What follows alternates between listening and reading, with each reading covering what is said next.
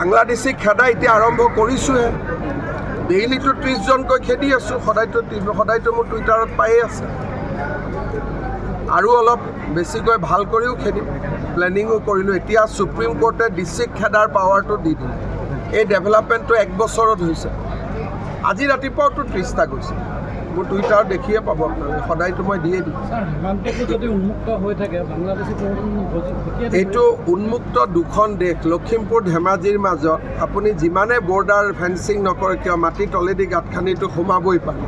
সেইটো দুৰ্ভাগ্য বুলিয়ে স্বাধীনতাৰ সময়ত দেশখন দুখণ্ডিত কৰোঁতে কথাবোৰ ভাবিব লাগিছিল যে দেশখন দ্বিখণ্ডিত কৰিলে এনেকৈ পাকিস্তান বাংলাদেশৰ পৰা মানুহ আহি ভাৰতখনো এদিন নোহোৱা কৰিব। তেতিয়াই কি কৰিব লাগিছিল যে ভাৰতখন হিন্দুৰ দেশ, পাকিস্তানখন মুছলমানৰ দেশ, বা পাকিস্তানো হিন্দু মুছলমানৰ দেশ, ভাৰতো হিন্দু মুছলমানৰ দেশ। কংগ্ৰেছে এইবোৰ নকৰাৰ কাৰণে আজি আমি ফলটো ভোগ কৰি আছোঁ, সেইকাৰণে আমি যুঁজিবলগীয়া হৈছে।